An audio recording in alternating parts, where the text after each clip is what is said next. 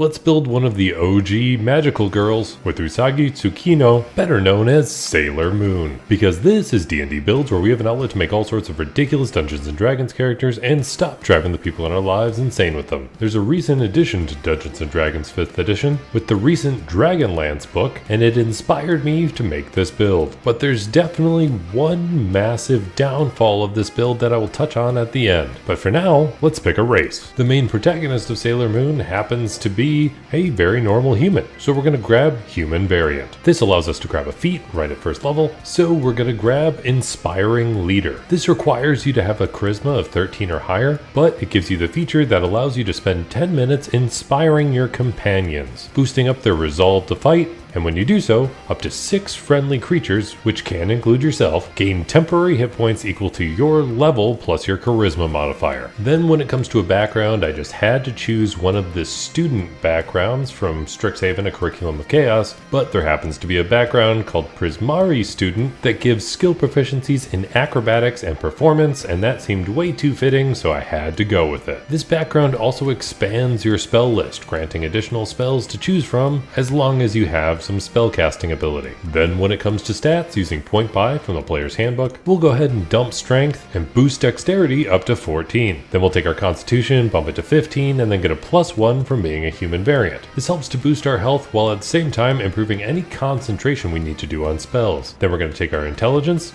dump it, and make our wisdom a very baseline of 10, leaving us with plenty of points to throw into charisma, bringing it to 15 and then getting another +1 from being a human variant. With all those stats out of the way, it's time to pick a class. And like I said, the whole reason I was inspired to make this build was because of the D&D book Dragonlance. And there's a brand new subclass in this book that I just had to dive into. And that subclass happens to be under Sorcerer, so at first level we're picking Sorcerer. This gives us 2 skill proficiencies, so we're going to grab Arcana and Persuasion, and it gives us saving throws in Charisma and Constitution. Constitutions can be especially helpful because having proficiency in it makes you especially good at concentrating on spells. And right at first level you get to choose a Sorcerous Origin, otherwise known as a subclass. And considering we're building Sailor Moon, and I've already said I'm diving into the new stuff from Dragonlance, we're going to grab Lunar Sorcery. This gives us access to some additional spells, but it also automatically adds spells to our Sorcerer spell list, and it doesn't count against the number of Sorcerer spells you know. Whenever you finish a long rest, you can choose a lunar phase, whether it's a full moon,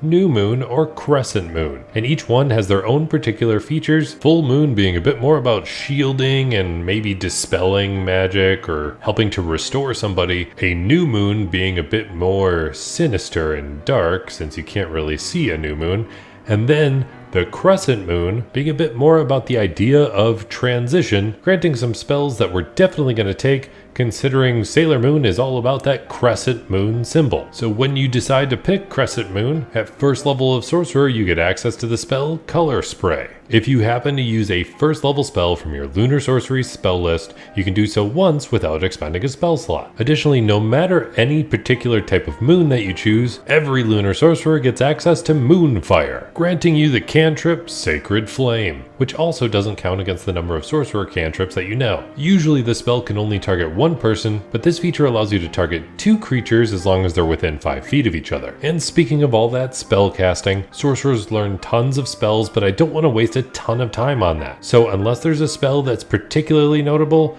just know that we're going to be focusing mostly on spells that deal either radiant or pure magical force damage, because Sailor Moon deals a more nondescript type of damage and radiant or pure force just kind of makes sense. Other than that, we'll grab some random basics like shield and mage armor and all that stuff, but otherwise we'll just focus more on the features of the build, and if you want the full spell list you can check out my Patreon. Then at second level of Sorcerer you get access to sorcery points, and that's kind of the core feature of being a sorcerer.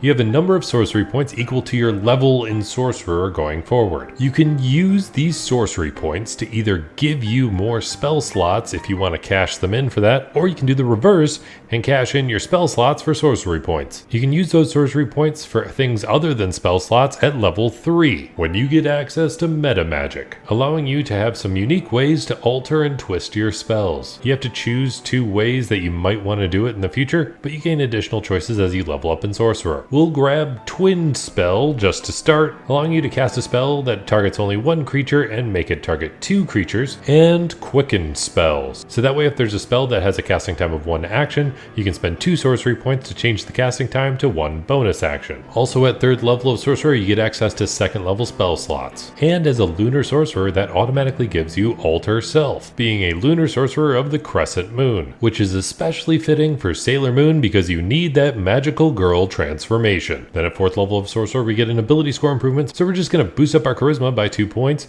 And then at 5th level of Sorcerer, we get access to 3rd level spell slots, which doesn't give us anything that fits the build too well, at least from the Crescent Moon spell list, because it gives you Phantom Steed, and I don't know how well that applies. But like I said, we're just focusing more on the Radiant and Force damage spells anyways, except for maybe a few exceptionally charming spells. Then at 6th level of Sorcerer, you get access to another feature from being a Lunar Sorcerer, Lunar Boons, which has a unique effect on your Metamagic. So when you use that Metamagic sorcery points on a particular spell, it gets affected based on the version of the moon that you are accessing. So a full moon will affect abjuration and divination spells, a new moon will affect enchantment and necromancy spells, and a crescent moon will affect illusion and transmutation spells. So if you cast spells from the school aligning with the cycle of the moon that you're on, you can reduce the number of sorcery points spent for that Metamagic ability by 1, bringing it possibly down to 0. You can use this a number of times equal to your proficiency bonus, and you regain all expended uses of this when you finish a long rest. Also at 6th level of being a Lunar Sorcerer, you get Waxing and Waning, so now you get greater control over lunar magic, so you don't have to wait until a long rest to change which lunar embodiment phase of the moon that you happen to be focusing on. Now you can just do it on a bonus action as long as you spend 1 sorcery point. Additionally, while you used to only be able to cast a 1st level spell of the lunar phase that you're part of once without expending a spell slot, you can now actually cast a 1st level spell from each lunar phase from the lunar spell table once without expending a spell slot, but you have to still be in the current phase, so it would require you to kind of shift phases a lot using your bonus action. But that doesn't matter because we're sticking with the Crescent Moon because we're Sailor Moon. Then at 7th level of Sorcerer, you get access to a 4th level spell slot. As a Lunar Crescent Moon Sorcerer, you automatically get the spell Hallucinatory Terrain as part of your spell list now. Then at 8th level of Sorcerer, you get another ability score improvement, so we're going to go ahead and max out our Charisma. And then at 9th level of Sorcerer, we get access to a 5th level spell slot. And as a Crescent Moon Sorcerer, you automatically get the spell Mislead from this spell level. Then at 10th level of Sorcerer, you get access to 1 more Metamagic option, so I would pick Heighten Spell. So whenever you cast a spell that forces a creature to make a saving throw to resist its effects, you can spend 3 sorcery points to give 1 target of that spell disadvantage on its first saving throw made against the spell, for when you really need somebody to fail at a saving throw. Then at 11th level of Sorcerer, you get access to a 6th level spell slot. But we've upgraded out of all of the specialized Lunar Sorcery spells, so you're just going to have to use the very straightforward Sorcerer spell list. Then at 12th level of Sorcerer, you get access to another ability score improvement, so we're going to boost up our Dexterity by 2 points, so that way you're a little harder to hit because that'll help your armor class, especially if you have Mage armor active. Then at 13th level of Sorcerer, we get access to a 7th level spell slot, and then at 14th level of Sorcerer, we get another feature from being a Lunar Sorcerer, Lunar Empowerment. So the power of a lunar phase saturates your being, and whatever lunar phase you choose has some unique benefits. Like being a phase of the full moon gives you or creatures of your choice advantage on investigation or perception checks. Aligning with the new moon gives you advantage on stealth checks, and additionally, while you're entirely in darkness, attack rolls against you have disadvantage. But the one that we care about the most, Crescent Moon, happens to work best for Sailor Moon herself, giving you resistance to necrotic and radiant damage. Then at 15th level of Sorcerer, you get access to an 8th level spell slot, and then at 16th level of Sorcerer, you get access to another ability score improvement. So we're just going to go ahead and boost up our Dexterity a bit more, making you slightly more nimble, and increasing your armor class, especially while wearing Mage armor. Then at 17th level of Sorcerer, you get access to the all-powerful 9th level spell slot, and you can learn 1 more Metamagic. So we're going to grab Extended Spell. So whenever you cast a spell that has a duration of 1 minute or longer, you can spend 1 sorcery point to double its duration, up to a maximum of 24 hours. Then at 18th level of Sorcerer, we get another feature from being a Lunar Sorcerer, Lunar Phenomenon. So as a bonus action, you could tap into a special power of your current lunar embodiment phase. If that's a full moon, you radiate moonlight for a moment, possibly blinding any enemies within 30 feet and healing somebody you can see for 3d8 hit points, or the phase of the new moon would allow you to emanate pure gloom, dealing necrotic damage to enemies around you and reducing their speed, while at the same time making you invisible until the end of your turn. But in the phase of the crescent moon, which is what we're focusing on, you can magically teleport to an unoccupied space that you can see within 60 feet of yourself, and you can bring along one willing creature if you'd like. Then additionally, you and that creature gain resistance to all damage until the start of your next turn. You can only use this entire feature once per long rest, or you can spend 5 sorcery points to use it again, which is a bit expensive considering the overall benefits of this, but it's still worth noting. Then at 19th level of Sorcerer, we get another ability score improvement, so I'm just going to boost up our dexterity one more time because that's probably what's going to help us most. Then at 20th level of Sorcerer and max level of this build, you get Sorcerous Restoration. So you regain 4 expended sorcery points whenever you finish a short rest, when you usually have to finish a long rest to regain anything. And I know I didn't want to dive too deep into the spells, other than obviously grabbing some things that are pretty charming,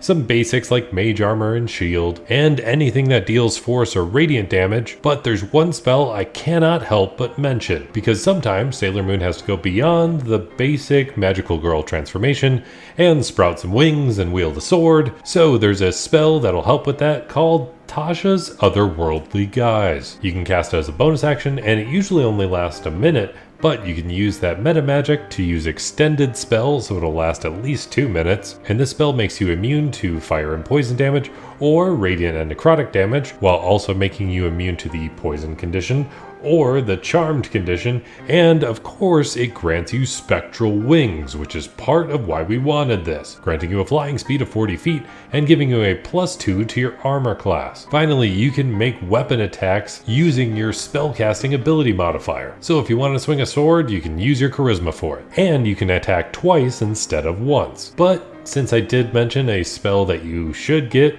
there's a spell that is notably missing from this entire build, and I think it was a major shortcoming of Wizards of the Coast to not include it. So if you happen to be a dungeon master and somebody wants to do a lunar sorcery build, I feel like you should mention that they should be able to kind of go around the rules and add this to their spell list, because for some reason, despite being a lunar sorcerer, Moonbeam is not on the spell list. Don't know how that one fell through the cracks, but whatever.